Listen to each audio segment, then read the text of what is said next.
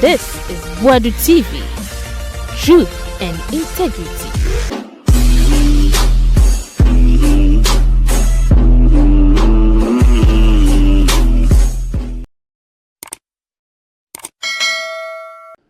Ask for forgiveness from God. The people who you allegedly killed, if you kill them, go and beg their families. Go and beg forgiveness. Boadu TV. So, ya mamunyina akwaba. Meso se won subscribe ya na odo nse subscribe button so. Bell ne ba faka ho ne ja comment. We are not like video na fi wa share that my that's it. Na menso sure so be. Na yentinsi mu ewo IGP akache me no kase Ekufu Dampare enye IGP bio. Ye know, sisi ade yewura yehonu wono na woye the new IGP na police for jubilate nye ize. They say, so na Dampare mo paso mu uniform wona na monka. In some she supposed for papa. Senti na mututia yegufu adu. Na Paul Adom Otchere afaya de afa ho. Wafaya de afa IGP Ekufu Dampare de ye nam so nti ayi ni fi ho a yohunu ono deputy na bedi na de nti si no se wo ye SP na UFO na de wo deputy abe MNSP na woni position kase bia sa no be control ye be ya o obuti ansem do yo 2024 election projection then na anko yi nti a NPP din twosa and this be din kunima sisi a wo de mafia NPP no Yenkuti Paul Adom Otchere. The Bible says that everything shall pass and only the word of God shall not pass. What do we have here? Police Independence Day.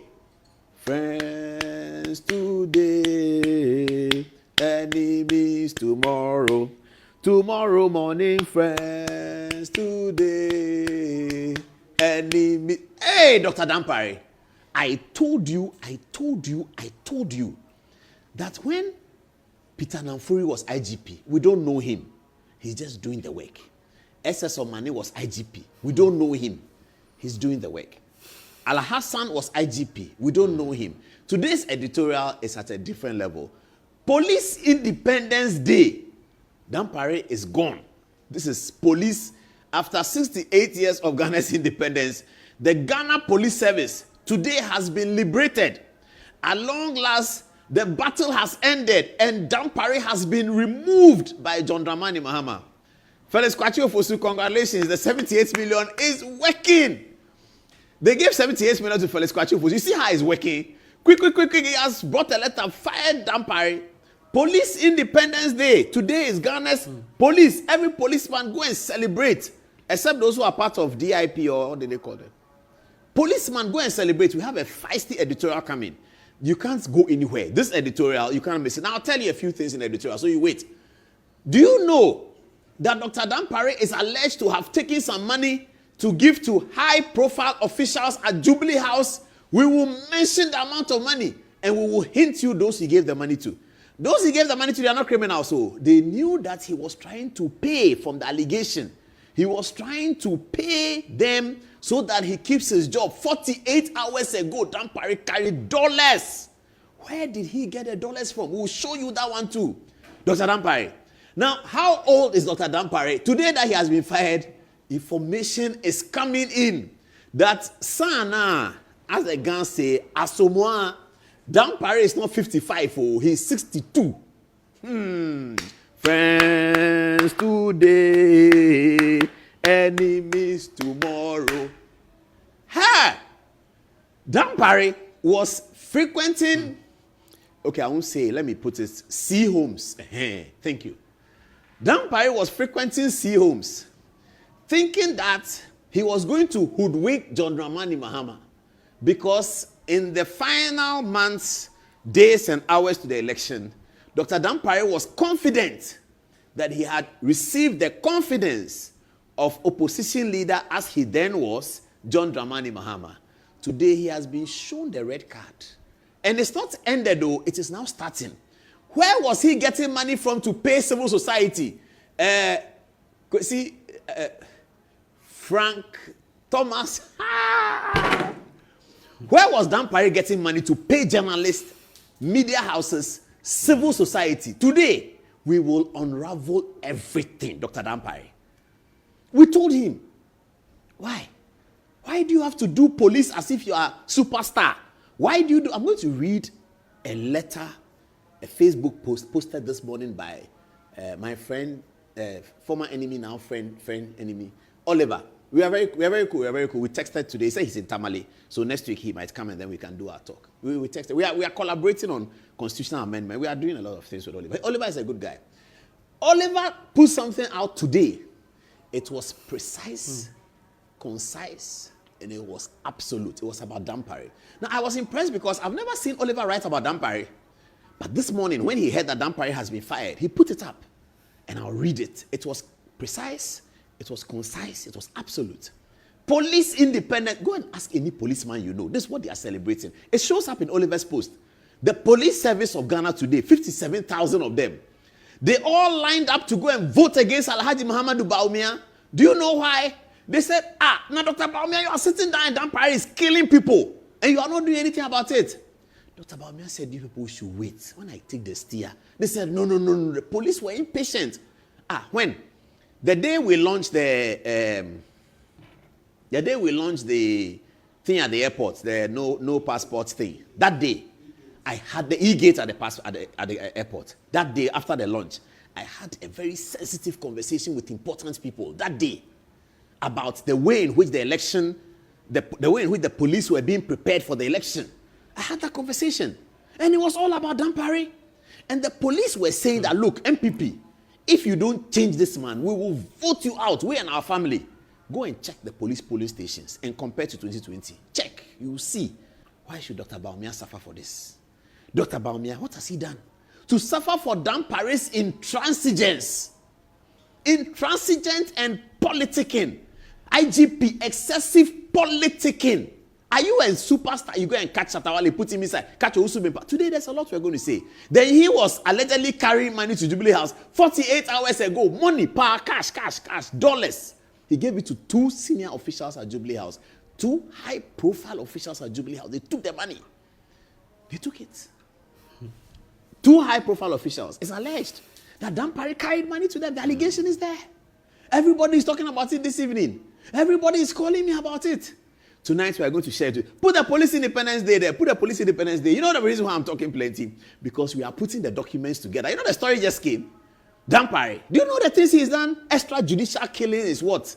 Killing. He thinks he will go free. The Americans say something. They say election got consequences. Election, it got consequences. So those of us who were on the wrong side of the election supporting Alhaji Bawumia and believe that we're on the wrong side of the election, today John Mahama is bringing the country together. John Dramani Mahama and Felix Ofosu-Kwakye. As for Felix Kwakye, the 78 million is working. You see the first, after the 78 million, is fired Dampare. 78 million allocated to his ministry, 3 of them. They are going to share 78 million. So they are doing the work. Now, Dr. Dampare thought that he will be maintained. So after the election, look at the embarrassing scene Ghana went through after the election. As if there's no police in Ghana. Everybody marauding about, people taking ballot boxes, snatching them here, counting and counting. We counted Ablekuma up to when? After 900 hours of the election, we're still counting Ablekuma. Why? Because the police will not stand firm to make sure that the right things happen, because Ekufu Dampare, the politician IGP, wanted to be IGP. He didn't want to offend the NDC, who had been seen to be the majority party in Ghana at the time. So he leaves the NDC to go and maraud everywhere, take everything, kill everybody, so that he wanted to be IGP. Today, the police have had their independence. Police Independence Day. The traitor and the tyrant is gone away. That is the Nebuchadnezzar, Ekufu Dampare. He's a tyrant and he's gone away.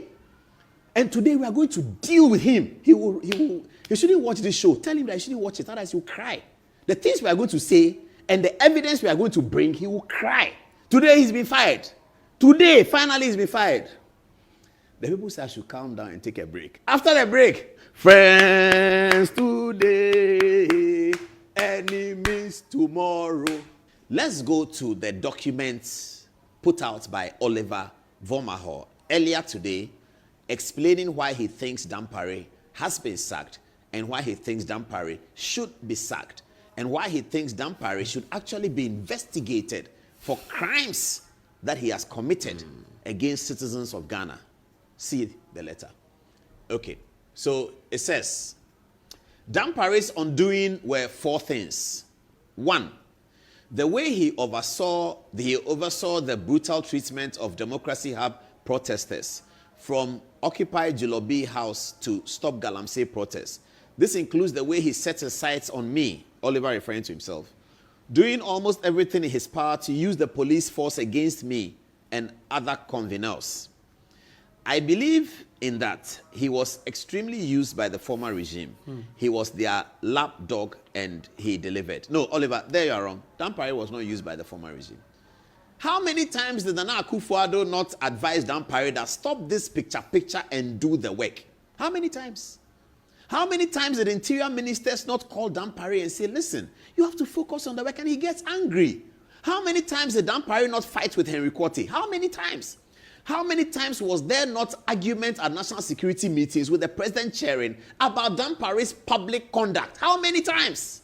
How many times did national security meetings not stop to discuss Dampare's conduct and his obstinacy and his intransigence? How many times? How many? Oliver, Dampare was not a lapdog for the former regime. But let's move on. Oliver continues, point 2. He says, the way Dampare empowered some criminal elements within the police PID. Those Dampare's people, that's what they were called. PID. Dampare came and set up another police for himself. And it's called PID. Oliver here is alleging that the way in which Dampare empowered these criminal elements within the PID, who committed crimes and had absolutely zero regard for due process, human life, or justice. They committed crimes that even Duterte, who is before the Hague for crimes against humanity, will be shy to imagine. Everyone I know in the police hierarchy and rank and file were complaining about the abuses of the PID guys, but everyone treated them as untouchables because they were Dampare's own terror squad. This is true. Everybody in the police service, all of us who are in media, have been getting calls from 2019-20, when Dampare became the IGP, from 2021, I think it was 22 or so. That Dampare has a squad. He has a murder squad. They are killing people. Every policeman told all of us, if you complain about it, you get fired. Dampare was running a terror regime with the police and also allegedly pilfering their money. Dampare, he was doing that allegedly, pilfering their money. The police. Number 3 on Oliver. He says, his lies, which is Dampare's lies. I have never seen a more dishonest Bible-touting individual. Oliver here describes Dampare as a liar who is a very dishonest Bible-touting individual. Oliver wrote this early this morning, about 9 o'clock. It was up. By that time, the report of Dampare hadn't come. So clearly, Oliver knew that Dampare was going to be fired today. So, a few people knew. I mean, I didn't know. I just found out when the report came out. I didn't know. But it looks like some people knew. Okay, let's move on. He comes, oh no, this one I don't want to read it. Oliver says that in Dampare's Bible dishonesty, he comes second to Ken Ofori-Atta. I won't read that one. Ken Ofori-Atta is a good man. Despite this, Oliver goes on. He went ahead curating PR event. This was our problem with him. Despite all his lies, his dishonesty, his allegedly funding a PID squad in the police service that was committing criminality, in spite of all of these allegations, Ekufu Dampare went ahead curating PR events of babies kissing his hand and creating such a PR-driven service to mask his extreme dishonesty. This is the thing that annoyed all of us. That Dampare's alleged dishonesty was being covered up by his PR gimmicks. How can an IGP say a camera should follow me that I'm going to buy cocoa in Nkatie? How low can you get? How bizarre can you get as an IGP? Inspector General of Police, go and sit in Parliament and is crying. How bizarre can you get?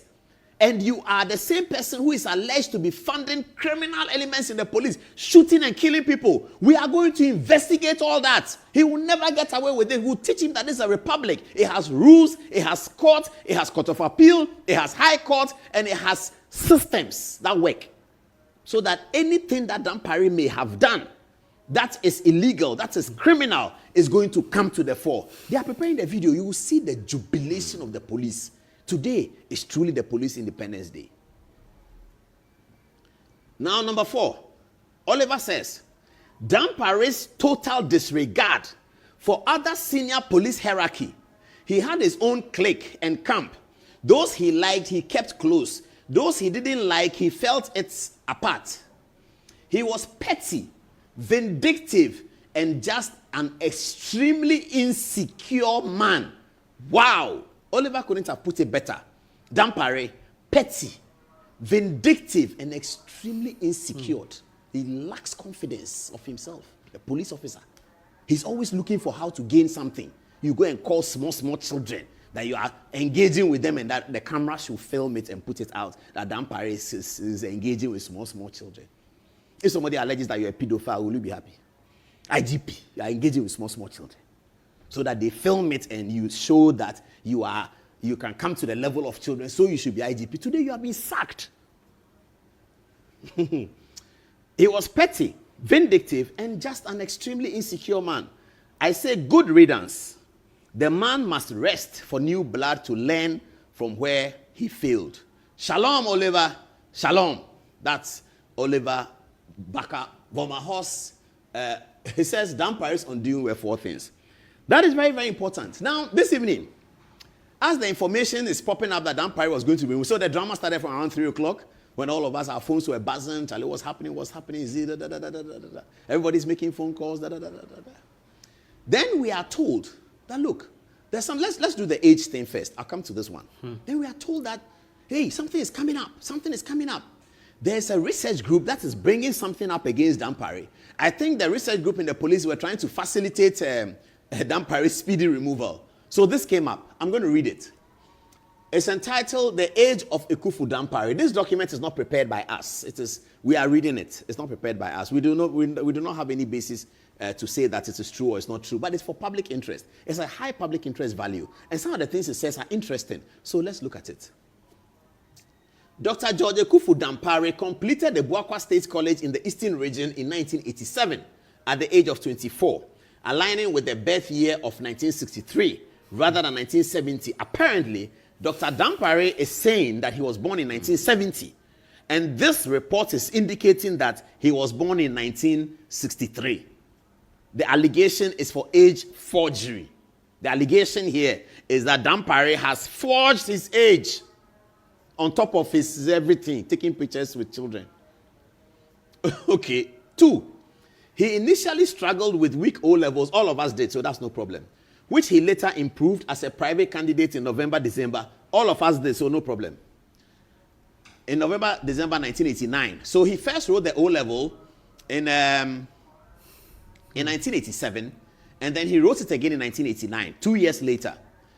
3, he subsequently used the improved results to enter the Ghana Police Service in December 1990 at the age of 27.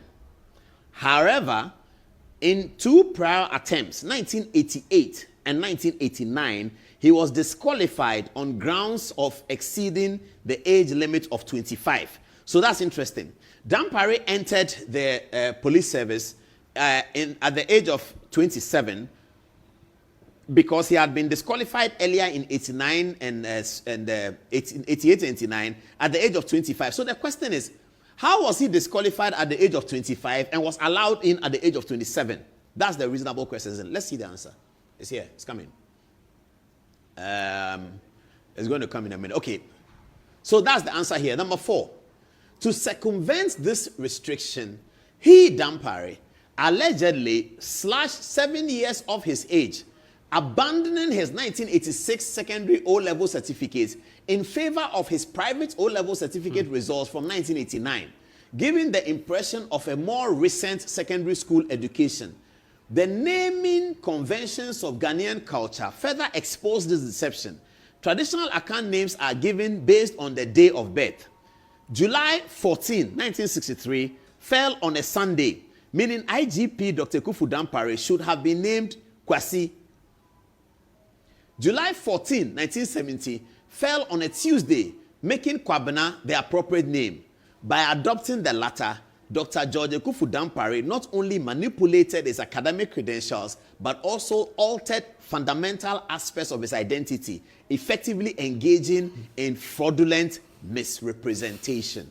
This is coming up today. No. When they heard that Dampare was going fired, they said that, well, there's more. The guy actually forged his age. Dishonesty is being alleged. We don't know. Is he going to be sued for it so that the court can settle it? But this is what happens. And now you can understand all those theatricals and shenanigans. It was all intended to cover up something. And everyone wondered, what is Dampare covering up? What is he covering up? What's all these theatricals and photographs? And we have been in this country from independence. We have never seen an IGP like that. When I showed if you have an old video, the first IGP, Majite, is part of our collection. I call it our video arsenal. It's part of our video arsenal. Majite. It was when I showed this video in 2018 or so that some people were telling me that the Majite is not how he looks like. Because we don't know how IGPs look like. Only Dampare is in your face every day. He won't go and do the work. He's taking pictures like Ifya Odo. This is a very major allegation. Very, very serious allegation. This is not the first time we are talking about this allegation. We are saying that Christian Yovonu must investigate these matters. Christian, salute you, sir. Welcome to the job. Please, investigate these matters thoroughly, from bottom to down. Let us know. Christian Yovonu is here. Please, before I do that, let's read his appointment letter. It's beautiful. Let's read the letter. Put the letter up. Okay, that's the letter. Felix Kwachi Ofosu, MP, spokesperson for the president, Minister Communications, who also has 78 million Ghana cedis to spend for this year with two other ladies. Felix Kwachi Ofosu, he has 78 million cedis to spend. He is doing the work. Okay, let's move on. President Mahama appoints COP Yohonu as Inspector General of Police. President, now Thursday, 13th March, the day the Ghana Police Service got their independence. President Mahama appoints COP Yohonu as Inspector General of Police. President John Dramani Mahama has, in accordance with Article 91 and 202 of the 1992 Constitution, and in consultation with the Council of State, appointed Commissioner of Police, COP Christian Tete Yohonu, as the Inspector General of Police. He replaces COP Dr. George Akufu Dampare. COP Yohonu brings 40 years of experience to the position of IGP and is expected to oversee the modernization and transformation of the Ghana Police Service. Signed, 78 million worth Felix Kwachi Ofosu, MP, spokesperson for the president, Minister, Government Communications. Wow. Charlie, if you have 78 million to do your work, you are in a hurry. You do it. Officer, I salute you, sir. Good evening. Welcome to the job. We always know your competence. We always know your temerity. We always know your calmness and your measured approach to police work. We salute you again. God bless you. Godspeed is what we wish you. That's Christian Tete Yohonu. He's the new IGP. Now, look at this. Okay, let me finish with the Dampare allegation. I'll come to the Akufo-Addo part. You know, I always have an Akufo-Addo part of the story. I'll come to it. Okay. Extrajudicial killings. The Botiano killings. About 12 young men, this is an allegation, and we didn't prepare this document again, but it's a document that we think has high public interest. We're going to rely on it, but we cannot speak for the veracity, but we are going to show it to you because it has very high public interest. Okay. The Botiano killings, about 12 young men who were winning sand, were arrested by Dampare's boys, as they call them, in the police service and killed without any offense committed. Botiano killings. Yohonu is going to investigate all these things one by one. 2, amongst the personnel who perpetrated this heinous crime was Chief Inspector Konglo. We don't know who he is. It's an allegation. The killings were allegedly sanctioned by Dampare himself. 4, Delegation went to the mother of 2 of the boys murdered by Dampare's boys, apparently to give her monetary compensation, but the woman rejected it. Thank God for such women. Thank God for such women. These are the allegations. This is not recent to viewers. It's not recent. It has been there. Dampare is sitting on it. He wasn't even talking to Christian Yowodo. I can tell you that for free. When Akufo-Addo appointed Christian, you see, there was so much pressure on Akufo-Addo and Bawumia that you need to do something about Dampare. Akufo-Addo and his constitutionality, he's a lawyer and constitutional. I mean, people like Chairman to me and co were frustrated about the whole Dampare effort. They were completely beside themselves with concern that Akufo-Addo should kick this guy out. And people thought it was because MPP. No, the Ghana Police Service itself, the police people themselves, they wanted Dampare out right now. And they threatened that if people don't take Dampare out, you will see it in the ballot box. And it was seen. Check across the country, every police station, polling booth, Dr. Bawumia lost heavily to John Mahama. Some of it may have been part of the tsunami against the MPP, but a great part of it was also a protest against the MPP for keeping this tyrant of an IGP who only works with PID people in the police. He doesn't work with every police officer. He only works with his own people. The police were frustrated by that. And that's what showed. Because of some of these things, all of these allegations were part of the whisperings. The police were whispering every day. Is it not Akufo-Addo who appointed Christian Yowodo as Deputy Inspector General of Police? So when the pressure mounted on Akufo-Addo, and he thought that constitutionally removing the IGP few months to election is a catastrophe, Akufo-Addo thought so, and rightly so. So he said, okay, if Dampare is such a problem, we're going to have a deputy IGP who would come in charge of operations so that he will now do the operations. Police service were happy with it. Yowodo was appointed. Yowodo is not an MPP man, he's not an NDC man, he's just a police officer. Because of his name, some people thought he's Ewe, he's not even Ewe, he's Adan, and all of that. Many connotations were put, but Yowodo is just a professional police officer, full stop. So Akufo-Addo didn't have any hesitation to appoint him. So he did. Then when Yowodo came, complaints started coming again. Dampare is not talking to him. Dampare doesn't call him to meetings. Dampare is not coming to the office. Dampare is operating some office somewhere. He doesn't talk to you. Then every day Dampare is at Che Homes. He's going to visit President Mahama. He goes, Your Excellency, I salute. President Mahama is a nice man. Oh, he will receive you nicely. He's a position leader. You're IGP. You want to visit him? No problem. He'll have a nice conversation with you. But whatever he wants to do is in his head.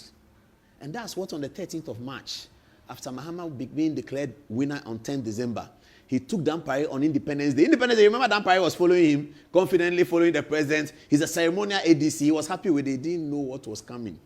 He didn't know that 1 week from now, you smell pepper. Today he's been fired. Not just fired, but they are alleging that he has forged his age, so he should be dealt with. They are alleging further that he has executed people extrajudicial, so that he should be dealt with. Look at this video. Look at this guy doing this video. Police jubilation. Look at how he's happy. They are so happy. Listen, have a look at it. Somebody just sent it to me right now. See it. Police! Look at the jubilant from everywhere. Everybody's happy. Oh! At long last. Well, quite a lot is coming up on Good Evening Ghana because we have this story from Fugitive from Justice. Maybe we'll do another editorial on Tuesday. By that time, a lot more information has come. But good riddance to Dr. Ekufu Dampare. Never, ever again will Ghana have an IGP who is carrying a camera around him, taking pictures of his interaction with people. IGP who goes to sit at a committee in parliament and is crying to show that he's a good person. Such person who, against whom allegations have made of such high levels of dishonesty, a police officer, including an allegation of age forgery. All that is coming out now. Age forgery. You forge your age to join police service. And so you have a confidence problem. And you become IGP and you think you have to be a tyrant. You see, people who lack confidence, that's how they show it. Because they lack confidence, when they get never again will any president. And those people who advised President Akufo-Addo to give Dampare the IGP, today they should bow down their heads in shame. Ghana has rejected the idea of IGP. Today, those people who went to Akufo-Addo, I know who I'm talking about, of course, who went to Akufo-Addo and told Akufo-Addo that he should make Dampare IGP. that Dampare should be IGP. Those people who want to convince Akufo-Addo that Dampare should be IGP. Today, they should bow down their heads in shame because Ghana, the Republic, has rejected their idea of an IGP. See the jubilation. If you like, if you're in Kumasi, go to the police depot. If you're in Takoradi, go there right now. The videos are coming. Total jubilation. Never in the history of Ghana has an IGP been changed and police officers are jubilating. What is this? What kind of a person is Dampare? Who does he think he is? Ofosukwachi, thank you. The 78 million is working. Let me take my seat and let's deal with the Fugitive from Justice matter. This montage is for Dr. Ekufu Dampare, who believed that the results of 2024's election was in his favor, that he will remain IGP because the MPP that was hounding him is gone, and that he thought that he can sweep all his dishonesty and all his alleged extrajudicial killings under the carpet, and that John Mahama will continue him. This montage is for him. He is sitting under the umbrella and he has been fired by the umbrella. Dampare, good night. Read your Bible. Ask for forgiveness from God. The people who you allegedly killed, if you kill them, go and beg their families. Go and beg forgiveness. And if you ask for forgiveness, you will be forgiven because no one is without sin. But your dishonesty is appalling. We have time to deliver it, isn't it? I have a concern with these three honorable gentlemen on my screen. Dr. Mani Boama is the Minister for Defense. This is the National Security Coordinator, the Honorable COP Abdul Razak Usman, and Mubarak Muntaka. Now, I think that these three gentlemen, as honorable as they are, have done something fundamental against our democracy. And I'll show you why they've done something really fundamental against our democracy. Because there's a fugitive from justice. This fugitive from justice has been brought into Ghana and he's been shipped in and shipped out. His coming into Ghana was facilitated by these three men, and that's completely disappointing. At least that's the information we have. That it appears that these three men facilitated the arrival of the fugitive from justice. Why is there a fugitive from justice? Let me go to the court documents now. Now, this is the court document. In the Superior Court of Judicature, let me just get the court document. The Superior Court of Judicature in the High Court of Justice Commercial Division, that's the case title, case number CR 904/17. Now, what does the case say? It says a few things and it comes here. And whereas the court's attention has been drawn to a scandalous video circulating on social media in relation to this case, which video contains an extremely scandalous and prima facie contemptuous speech that scandalizes the judge, the court, and the whole administration of justice.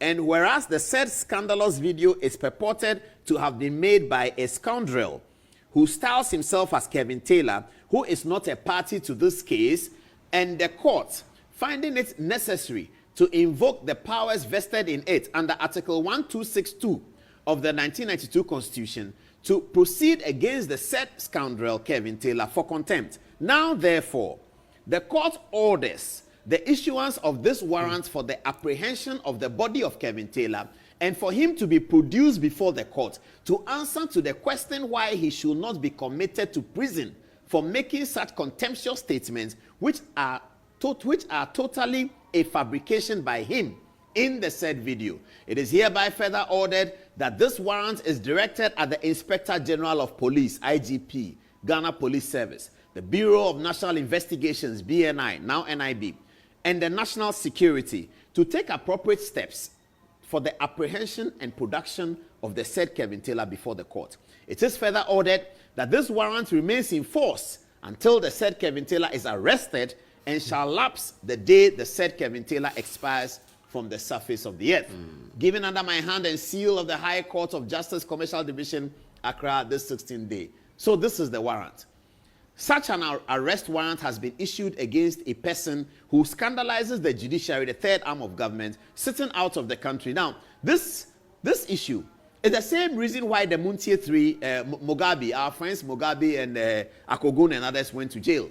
Because they were working in the Republic. They said something on radio which was scandalous. They were asked to come to court. The same thing, to show why they should not be committed for contempt of court. Now, if I stand here and say something scandalous about the Republic or about any person, a contempt application can be filed against me. I will be asked to come to court to show why. It is for that reason that we conduct our programs the way we conduct it, so that there's civility within the Republic. Some people sit outside the Republic for political sake, for supporting MPP sake, because they like MPP. They say things like that, and then they think that they can get away with it because either MPP is in power or NDC is in power. And the court issued this warrant, served it on the police, and then you have such important people. Give me the photographs again. You have such important people facilitating the arrival of the fugitive from justice into town. Omane Boama is reported to have provided military accompaniment security for the guy when he came to town. National Security Coordinator was involved, apparently. And also the Interior Minister, Mubarak Muntaka, who controls the police. All of these people were put together to facilitate the movement to Cape Coast to go and see his parents. He wants to go and see his parents after he sits on radio and debases the journalism work by scandalizing everybody. And because he's MPP people are clapping, or because he's NDC people are clapping. The election is over. We now have a country to build. This is a judicial order from the High Court. Is it elected officials like these men who have to violate the High Court position and undermine the judiciary of Ghana? If the judiciary of Ghana will be undermined, should it be undermined by elected officials? A president won a landslide and made Omane Boama the Minister for Defense, an elected official. And then you have National Security Coordinator, appointed by an elected official. Mubarak Muntaka, himself an elected member of parliament, also an elected official. These are the men who are allegedly helping to violate the court order and bring the judiciary into opprobrium and disgrace. These are the people who are undermining the democracy, people who have been elected. How can you do that? As for Mugabe, he should go to jail. But as for another person, when he does these things, he will come in and get military protection from Omane Boama. Look at the cars they were using. The cars are here. We have the number. The guy who was driving him is called Eric. Who is Eric? Tomorrow we'll tell you more about him. Now, viewers, you know what happened? Somebody very, very reasonable within the NDC. This is one of the cars. 55323. This has already been shown. Those who have been watching for the records, this has been shown already. GE 166, all of these are national security cars. And you take the taxpayers' money that funds national security to fund the operation, arrival, and movement of a fugitive from justice who has undermined one of the important institutions of state. Is that how we want to build a democracy? Mugabe should go to jail because he can't answer contempt. Another person should not answer. He should be protected by Omane Boama soldiers. Is that how we want to do it? Please put their photographs there. Let me end this conversation so that people can understand and people can have their say. Dr. Omane Boama has questions to answer. We are going to do that. We're not going to leave it. We're going to file an RTI. And he may be getting an urgent question from Parliament to come and answer why he facilitated and violated the court order. Because if he did, he himself is guilty of contempt. If they did, all of them are guilty of contempt of the High Court. And as we said in the campaign, nobody is above the law. No one is above the law. They will have to face those contempt charges for bringing in this fugitive from justice. This very sensible NDC person who is in the inner circle told them, and I heard it, that look, this guy has a bench warrant against him. Send him out of the country. Don't let him come into the country on national security grounds. The guy was so scandalized. He says, I cannot mention his name. He was absolutely scandalized that what is happening? Why do you have this guy in town? And the conversation about should we give him an appointment so that the guy himself was asking for an appointment so that when he gets an appointment, he will get something, the judiciary will not prosecute him, some immunity of sorts. That's what he thought. And now here we are, elected officials violating the order of the High Court. A photograph of Dr. Dampare, the sacked IGP and Jubilee House. Why do we have it here? Okay. So there's a guy called Listowell. Keep that name, Listowell. Keep it. Listowell. Not Listowell Bukasin, the one who was a sports reporter who now lives in America. I think he's studying law in America. Not Listowell Bukasin, but Listowell. So Listowell went to Jubilee House and asked that, but why are the high-profile officials allegedly receiving presents from Ekufu Dampare 72 hours or so, and that these presents are being delivered to top-ranking, high-profile officials, two of them, I won't mention their names now. Should I mention their position? Okay, the position is only them, so you know. But two high-profile, high-ranking officials of the Jubilee House were given, as it is alleged, money by Ekufu Dampare days and hours ago to save his position as IGP. Where is Dr. Dampare getting this money from? We will build onto the story. We just started. We'll build onto the story. 2 high-profile officials, 2 of them, very, very high-profile. It's not Felix Ofosu-Kwakye. No, it's not him. He's not one of them. But 2 very high-profile officials have received cash. Apparently, it's thousands of dollars, tens of thousands of dollars, presented allegedly by Dr. Ekufu Dampare in the dying hours of his IGP-ship, given to 2 top high-profile officials to save his position. Listowell went to Jubilee to complain that, but this man, they are going to sack him. Why are you people? And they said, but if he's bringing it, what's the problem? Let him bring it. They said, but you people know they are going to sack the man. You know that by Thursday, Friday, he's gone. News has just come from Jubilee House. Tomorrow, Friday 14th, the new IGP to be sworn in by John Dramani Mahama. It will be a beautiful ceremony. They will invite me. They will invite me. But police officers, my friends in the police, please, if you are going to do pulling out parade for Dr. Dampare at the police sector, I want to be there. And please, I'll also pull him out somewhere. We'll pull him out and throw him away on the streets. That's how we'll do his pull out. We won't do it beautiful one like we did for the late General Kwenu and General Mensah Wood and Akafia and Odote, the nice ones we did at the Ghana Armed Forces. That's not what we're going to do. We are going to pull him out and throw him away because that is what the police deserve. The Independence Day of the police has come. So the story is that Dampare allegedly attended Jubilee. I don't know whether he went to pay the thing in Jubilee. Maybe he didn't pay it at Jubilee. But he organized to meet 2 high-ranking officials in Jubilee House. And allegedly, he gave them something. Where is he getting the money from? Okay, these are documents that we didn't prepare, but because of his high public interest, we'll share with you. Allegations against former IGP Dampare. Oh, they're already calling him former. This is my people too, but we wait small. This right now it's only 10:55. It's only 5 minutes to 11. Wait, then tomorrow, then we call him former. No, they are calling him former. Yeah, journalists are bad. Allegations against former IGP George Ekufu Dampare. Dissipation of funds. These are the allegations. We are. It's not our allegation. It's not our work. We have picked it from somewhere. We are sharing with you not because we think it has veracity, but because it has high public interest. Dissipation of Police Providence Fund from the AUUN. This is a fund which received USD 2,100 from each officer who goes on peacekeeping. The fund was intended to establish a bank for the service, but has allegedly been dissipated to paint police headquarters.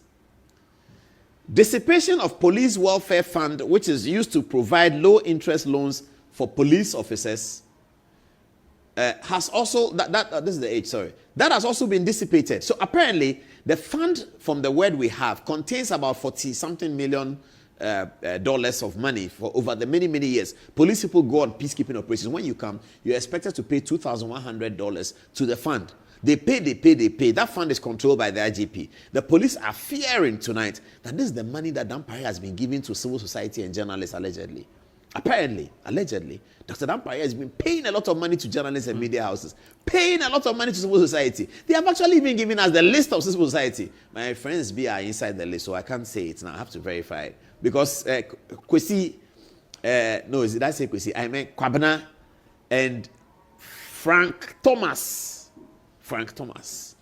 So this street is going to be very interesting in the next few days as we continue to investigate Dampare. I can't say that the day that Achichidie will die is when you see the true length of his body. When Achichidie dies, you will see the true length of his body.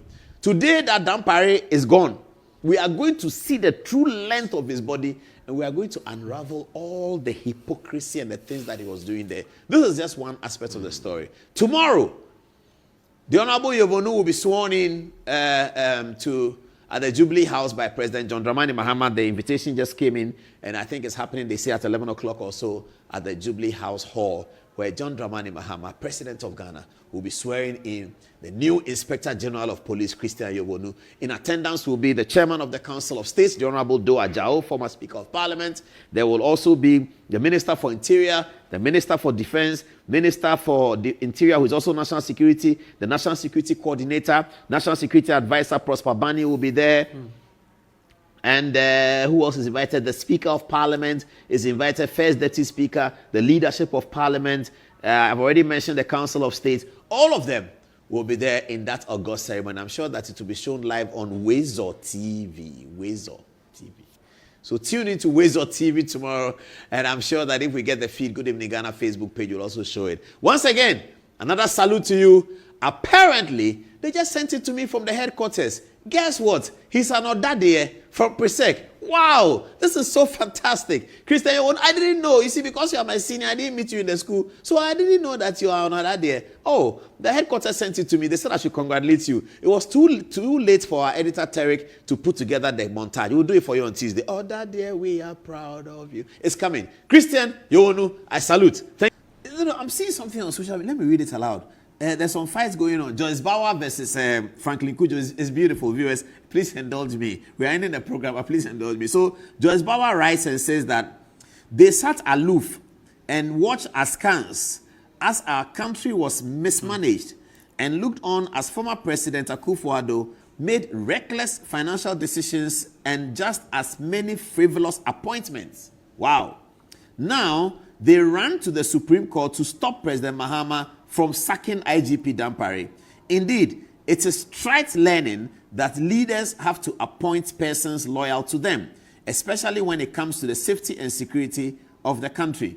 Then Franklin Kujo responds, apparently civil society is going to Supreme Court hoping that they will get something. I don't know what they are hoping for, but they are there.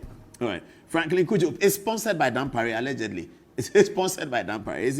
He's using the police welfare money to pay for those things, isn't it? As it has been alleged. Okay. Franklin Kujo says, you mean Imani sat aloof and watched Nanado make reckless decisions? Really? Thanks. Hey. Our sister Joyce Bauer and Franklin Kujo are showing fisticuffs. Ghana is a beautiful country. You see, that's the reason why Ghana is nice. That's why we won't have civil war by the grace of God. We won't have coup d'etat by the grace of God, because we can talk, enjoy joy, and change government, vote them out, low voter turnout, high voter turnout, low tomorrow, high. Fellows opposition has 78 million. Oh, don't forget, viewers, every day we remind you on this show. Until the next year budget, when they bring his new budget, we'll remind you again. By the 4 years, we'll tell you how many 200 million cedis has gone to Felix Ofosu-Kwakye and the two other ladies who are working in his department. Something really worrying me about the budget. You know, before the budget was presented, President John Dramani Mahama spoke about the Ghana's economic situation. He said that the economy led by Akufo-Addo had been criminally managed. I remember social media, people like Oliver Vomaho, Kweku Azar, and others were saying that if it has been criminally managed, then it means that there are some criminals to be arrested. And I agree with them. But this is what President Mahama said, and it threw a lot of panic into many people's hearts. Then also got the economy to 1.2 trillion. Now let's look at the allocations. And this is where the corruption happens. This is the corruption issues that we have been talking about, and which actually won the campaign, because the NDC narrative was able to convince Ghanaians that MPP is corrupt. MPP were not able to sufficiently defend themselves that they are not corrupt. So the NDC won the election. But this is where the corruption is. The Akufo-Addo budget of 2024, the one that was criminally managed, the one that was not managed sensibly, the one that brought Ghana poverty, it's allocated to government's Jubilee House, the office of the president. Give me the figures. It's allocated to the office of the president. 327 million Ghana cedis in 2024 was allocated by Akufo-Addo to the office of the president. I remember Samuel Kujeto Ablakwa held the press conference about this and complained. In fact, Kujo Fonkoma referred to it in his Asempa interview. That Ablakwa complained about 327 million being allocated to the MPP. Viewers, shift to the right-hand side of your screen. Look at what NDC is giving to the office of the president. 2.7 billion, a whooping 2.7 billion. You are inheriting economy that was criminally managed, which allocated to the office of the president in terms of salaries. The people at the office of the president, deputy chief of staff, director this, director that, this, that, everything. They said Akufo-Addo had people who were chefs. They had people who were unnecessary. all the people Akufo-Addo had in his office in Jubilee House, they were costing 3.27 million Ghana cedis to the taxpayer. Please give me the figure again. Check what is costing John Mahama. For John Mahama, the budget of Atuforsen is asking Ghanaians that we are taking 2.7 billion cedis of your money to Jubilee House. Akufo-Addo, the criminally managed economy, took 3.2 million cedis to Jubilee House. John Mahama, the saint, the election winner, is taking to Jubilee House 2.7 billion Ghana cedis. What are they going to use it for? That's the corruption right there. That's how it starts.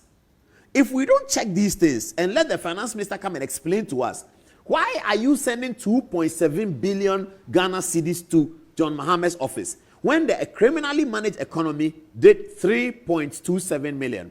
So whilst we don't have the opportunity yet to interview the finance minister, these are the questions that he should be answering to the general public.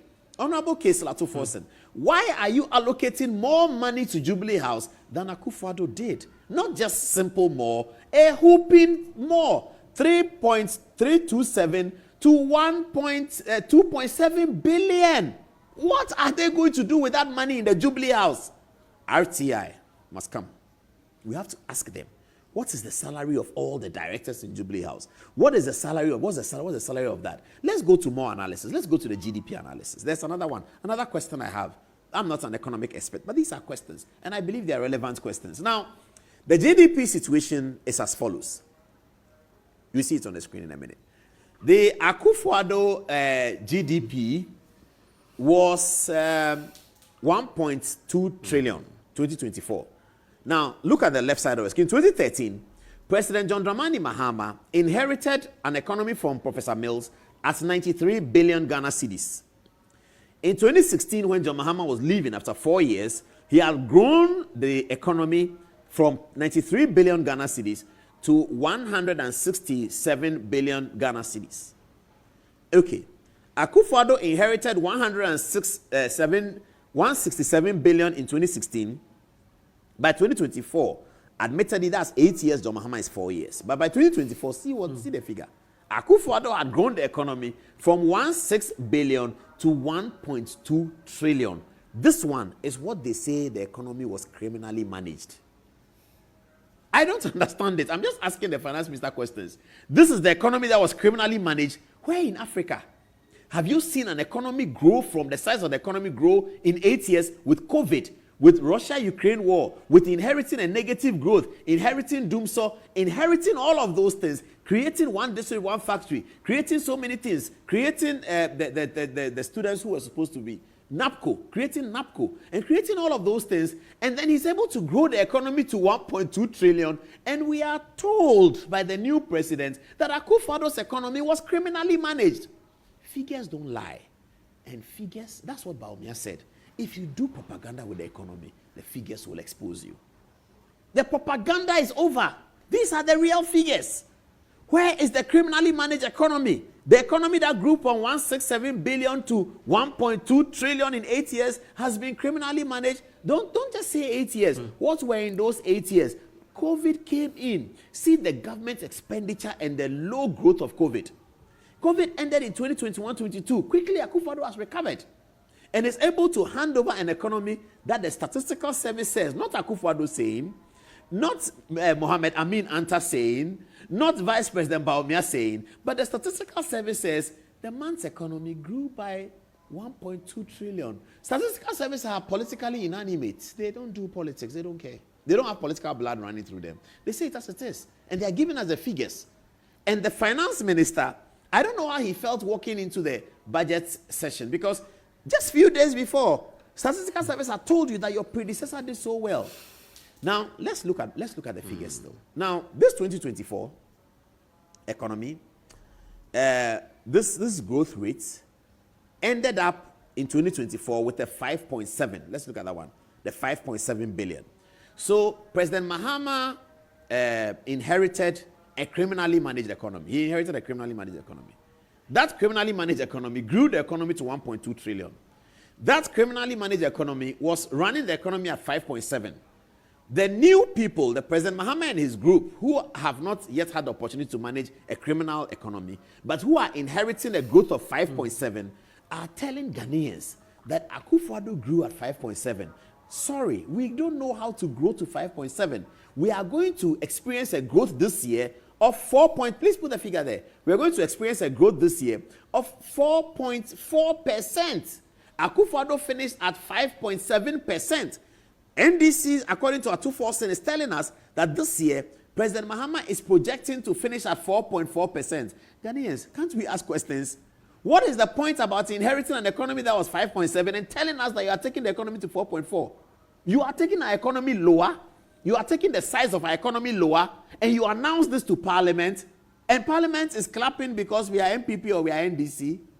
I think this is a scandal for any government administration to come in and say that we inherited 5.7, but as for us, we can't do 5.7, we'll do 4.4. Where is the figure coming from? You know why? Because they were unaware that the Statistical Service was going to issue these figures before the budget. They were unaware. So they had already prepared their figures, and they looked at everything they can achieve. They look at everything their power can achieve. As they say, if we are home day soon, you just deal with what your home day can do. They looked at everything that their home day can do, and it's 4.4. It's not 5.7. I mean, these are questions that the finance minister has to answer. Please, news reporters, let's put this question to the finance minister. Why is he projecting a lower growth than Akufo-Addo? When we were told that Akufo-Addo's economy was criminally managed, and you are projecting a lower growth, let's go on to the next one. Let's go on to the next one. What's the next one? The next one is the one district, one factory. They say they are scrapping it. This is a project that's definitely created at least 20 factories. Ekunfi is one of them. One district, one factory is gone. Ghana Cares is gone. U-Start is gone. But how do you come as a developing country and cancel a program that is designed for industrialization? Which industrialization is what we've been calling for. Industrialization is what we need. Creating factories is what we have said will give us employment. Creating factories is the difference between Ghana and China. Creating factories is the difference between Ghana and Japan. Creating factories is the difference between Ghana and South Korea. Creating factories is the difference between Ghana and America. And somebody has set out a program, one district, one factory. He was not able to achieve all districts. He was able to achieve at least half of it. More than 40 factories have been created. A new government comes and says, because it's Akufo-Addo, I will not do it. And Parliament is clapping. We are happy. There are 100 million NDC members in Parliament, so they are clapping. Yeah. A finance minister comes to Parliament and says that, Mr. Speaker, I am going to cancel the one district, one factory that provided Ekunfi juice. I'm going to cancel the one district, one factory that provided companies in Ashanti region, in Western region, in Northern region. I am canceling that project, and the 100 million people shout, yeah. You are canceling the factory that is employing people. You are talking about 24-hour economy, which we have not heard anything about, by the way. The budget didn't say anything. President Mahama didn't say anything. Nothing has been said about 24-hour economy because there's nothing to say about it. What do you want them to say? There's nothing to say about 24-hour economy. It is these factories that will naturally create a 24-hour economy. And they are talking about 24-hour economy, and they have closed down one district, one factory. Shut the door. Close it. We won't do it. So Ekunfi should do what? If Ekunfi needs more funding from government, what should they do? They should die. Other factories should just die. The factories that are employing people that will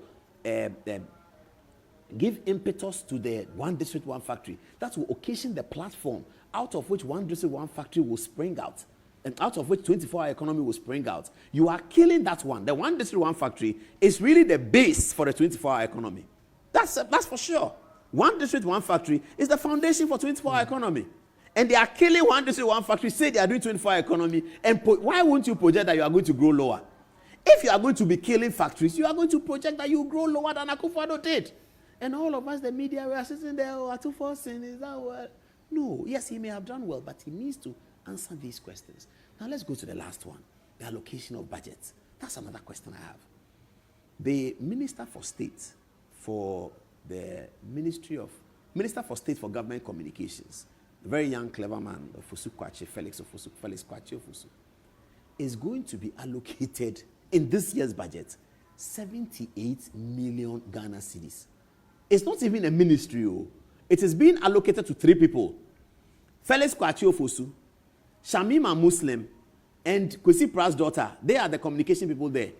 Government's communication is them. 78 million cedis. Akufo-Addo said he has left cars. Every minister should leave his car. So they don't have to use capex to buy car. What are they going to do with 78 million Ghana cedis? Is that not where the corruption starts?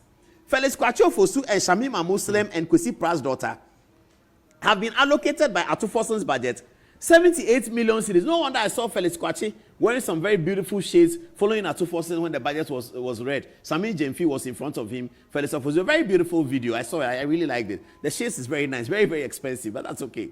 But why are we giving taxpayers money of 78 million to 3 people? They must come and explain what the 78 million is good, because it's taxpayers' money. They cannot say, they cannot explain. At least I can say that I've been paying taxes before some of them finish school. So I'm interested. Taxpayers' money, 78 million. 78 million to Felix Kwachi Ofosu, Shamima Muslim, and Nanama Pratt, who are the communication people. Nanama Pratt communicates for the vice president. Shamima Muslim is the deputy to Felix. Felix is the boss. Now, they are going to share 78 million cedis every year. This year, 78 million. 78 million Ghana cedis. For a ministry that is not a full ministry, for an individual who is running government communication, 78 million of taxpayers' money is being given to government. Why? What's happening? Anyway, what can we say? Let the finance minister come, and if he wants, he can answer the questions. He may decide that he won't answer the questions. He's the boss. He's finance minister. He controls everything. Yes, he does. But we'll continue to ask him these questions all day. Civil society, there's fights going on. Civil society, why do you have to sack that? The allegations of corruption, we didn't get to that one. And the amount of money Dampare went to pay to some officials of Jubilee House, as it was alleged. We didn't get to it. We might not be able to get to it today because our time is fast spent. Now it's 24 minutes past the hour at 10 o'clock. Let's get into the interview now. Dr. Smasapon is with us. And, Doc, good evening. Yeah, thank you for having me. You said Dr. Baumia was going to get 50-point-something%. He didn't get it. Right. So a very good evening to our cherished viewers and your good self. And I thank you very much for this opportunity to maybe clarify it for the last time on the activities that preceded the 2024 elections in respect of research. All right. So what you do as a researcher is to ensure that you are well in tune with the methodology you want to use. I am, of course, a professor of research design, so in tune with my methodology very, very well. Then you make sure that the data reflects the real people and not fiction, not cooked. In statistics, we say cooked. All right, so that too is ensured. In fact, I will not be on any platform to question the credibility or integrity of the people I sent to go and collect the data for me. So they did what they have to do, correct data. If anybody wants to see how genuine the data was, it is in the evidence of the presence of my people in the various constituencies. And I have a lot of people. Your friend, Salom on City. Yes. Salom Adono. Yes, we had an interview and he dared me to take him to his constituency, I think K2 North or so. Fortunately, I had my laptop and then we went through it. And he confessed that, in fact, these are places that if you really, really never visited there, you cannot speak to the issues I was speaking to. So a very, to thank my team, the team that worked for me in the various constituencies across the country. Now, I came up with 2 findings summarized in the ultimate picture we see. One is a turnout effect model, and the other one is the raw regional averages. I remember the last time we were showing some of the regional graphs that I shared. If you take the regional graphs, which was not model built, and you sum up the averages for the 2 leading, let's take the candidate, John Mahama and Dr. Baumia. The 2 candidates, yeah. You realize that the raw averages will give President Mahama 52.33 or so lead, and then Vice President was doing 41-point-something% behind. So from the raw averages, and these graphs are in the public domain. Okay. Anybody who wants to do that summary should do. So I'm sure others would have ended there. What I wanted to do, which I think I would call contributing to knowledge in the academic field, these things are encouraged. test to see whether this version also works so that you can recommend it to others. So what I intended to do was not just the raw, people are going to collect data, it's like this.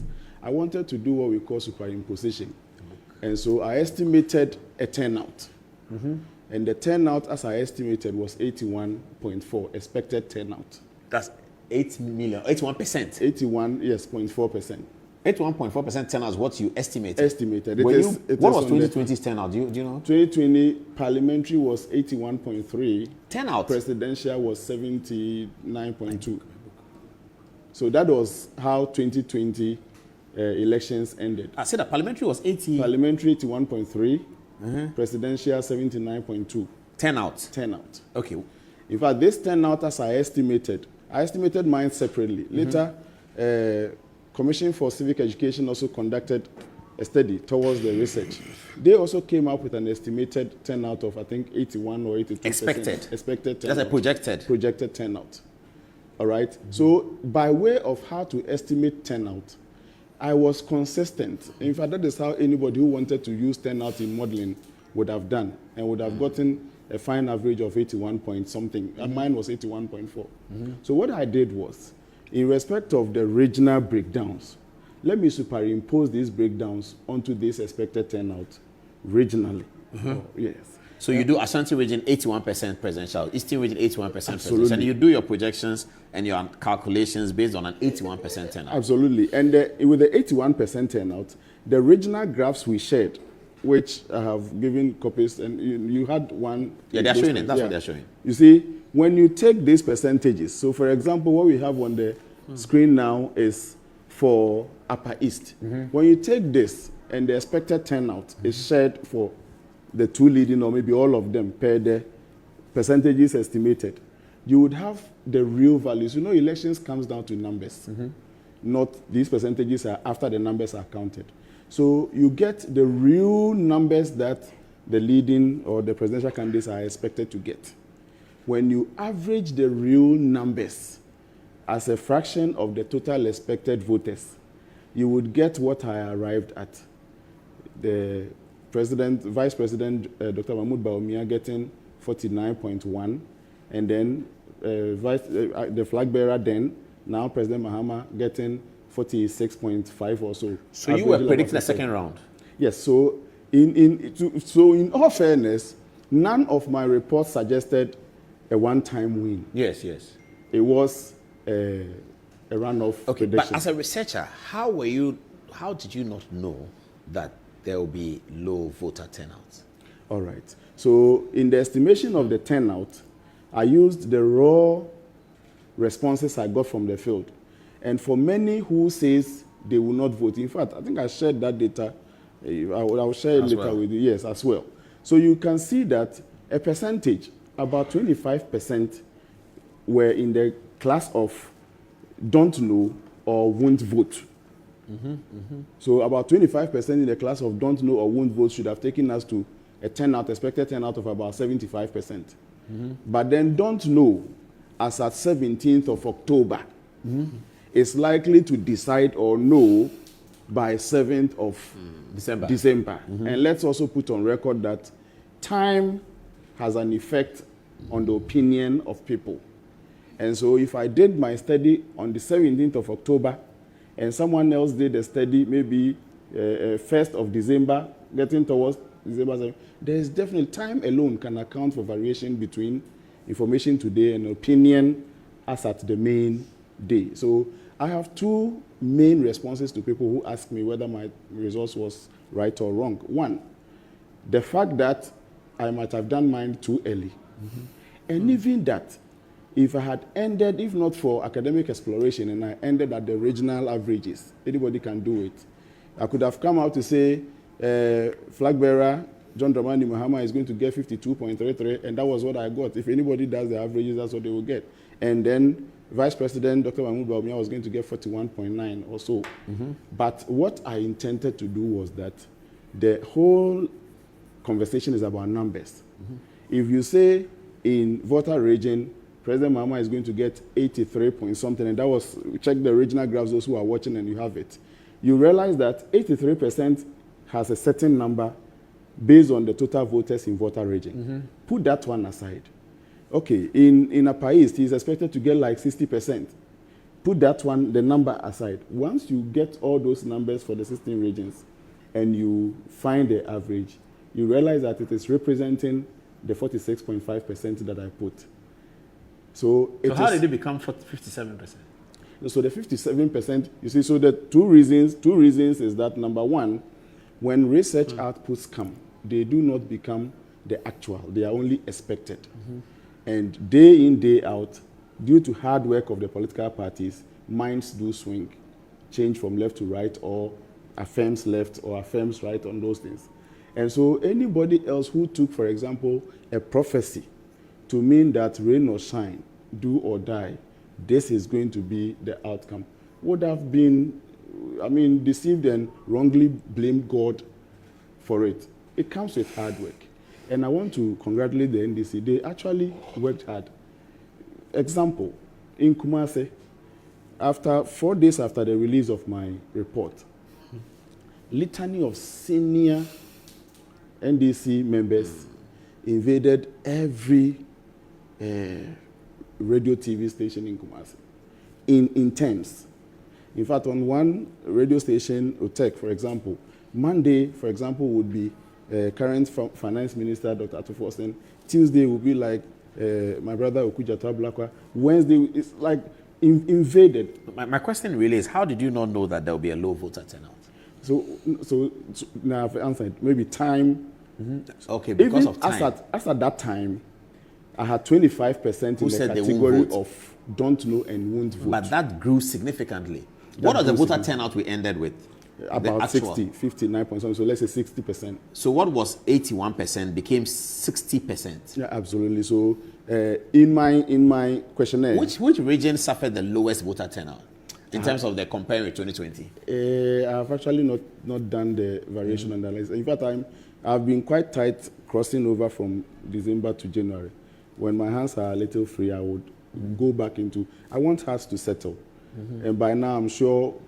The settling has started. The IGP has been sacked, so we are settling. and we will get real feedback. But as at that time, the highest percentage of reason in the group that were in don't know and won't vote was lack of trust.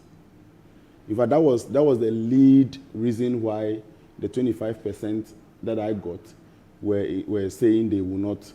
Unknown, lack of trust in the ruling party or in the political system? In the political system. Oh, wow. Not in the ruling party, in the political system. In fact, that was lack of trust. I don't trust politicians. I don't have trust in this, that.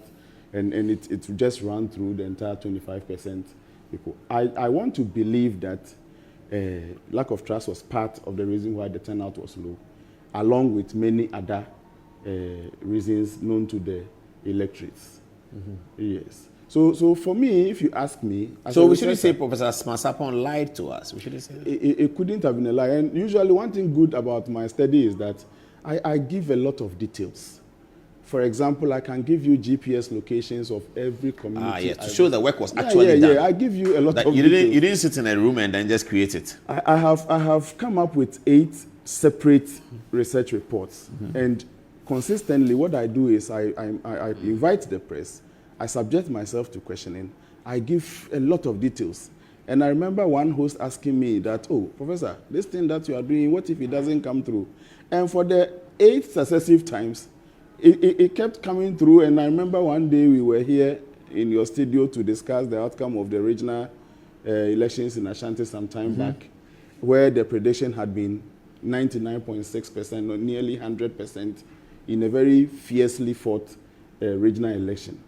I remember one last one before the elections, Menchia South. I gave, and let me say this in passing.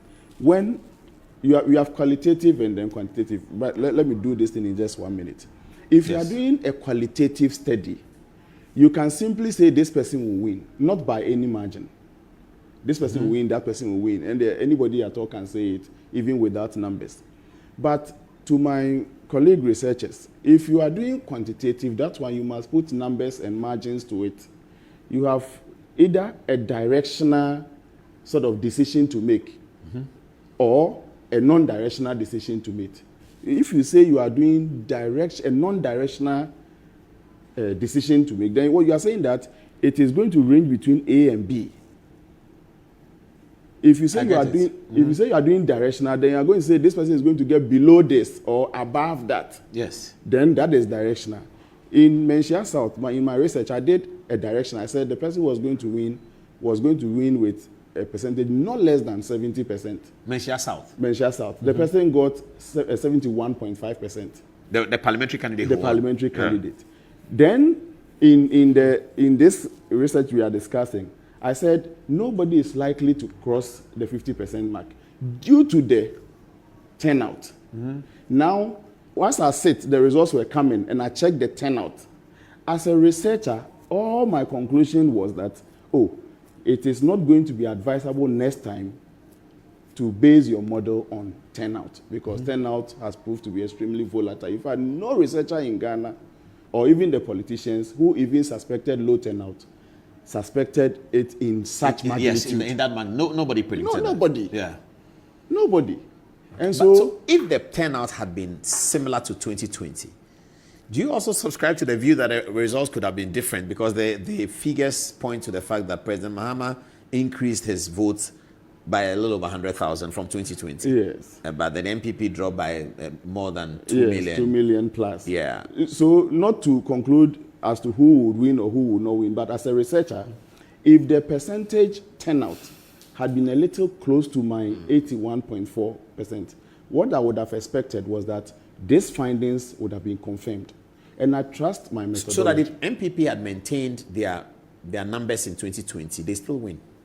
That is it. The outcome tells us. If they got the same thing they got into, exactly the same thing they got in 2020 in the presidential election, they still win. Yes, that's what the numbers tells us now. But I mean, the politicians know very well that each election is a fresh sheet. It's different, yes. It's a start afresh. It's not related in any way to the previous election. So it's a lesson.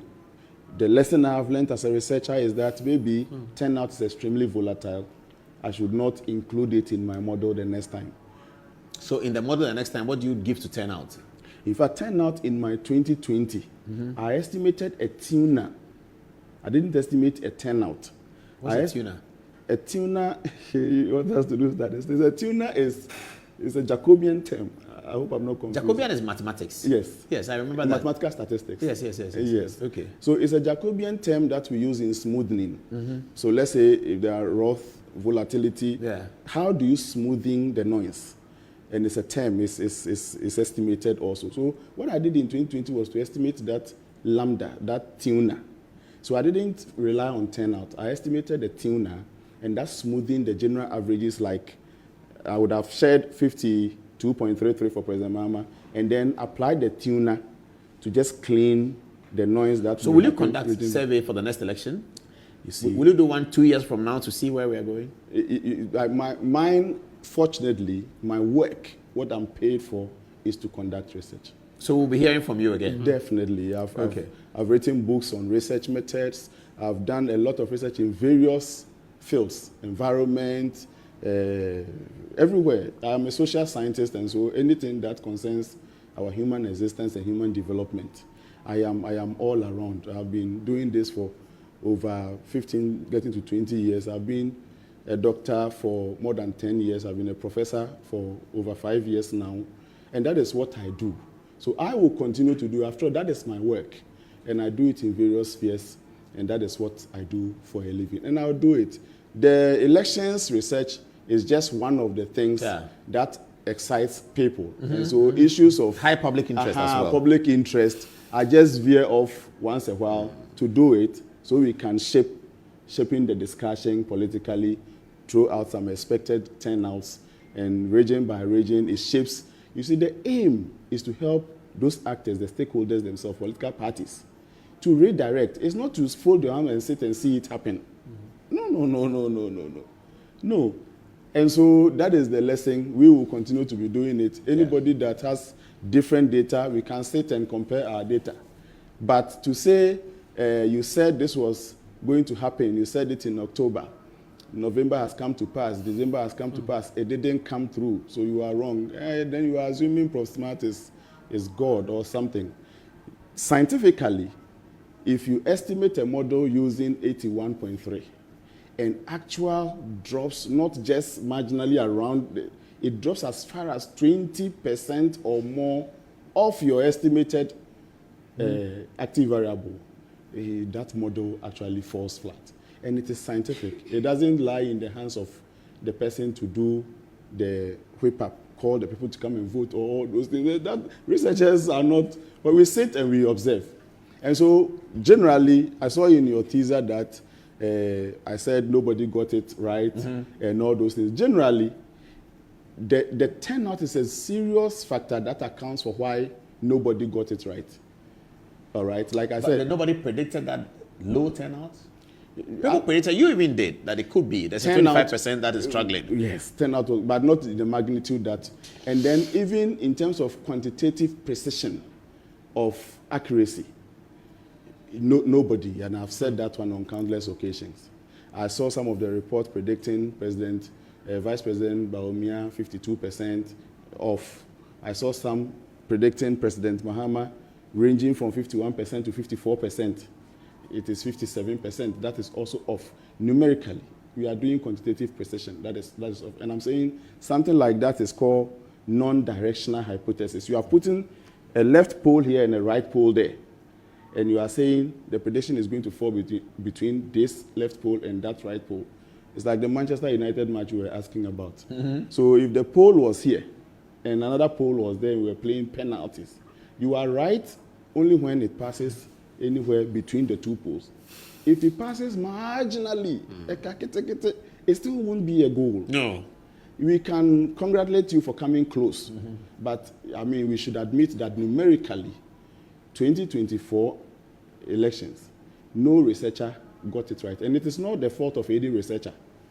The extent of variation between all the mined or numerical estimations of turnout was beyond anything that anybody would have ever estimated. Mine, the second reason would be perhaps I came too early October. Maybe next time we get very close to it so that human minds would have been made up fully before we take the data. But, I mean, it's all good. Research is for knowledge. We congratulate you, Doc. We congratulate you. And we thank you for coming back on our show even to talk about it. Not many people will do that. This is our copy of our book to you. Nice one. Africa's New Constitutional Leadership. The 77 Stories That Defined Ghana's Fourth Republic. Most welcome. It's just exclusive election 2024. We're writing a book about election 2024 as well. I'll be glad to Yes, participate. we'll come to you and talk about your research and do that. Yes. I've had some...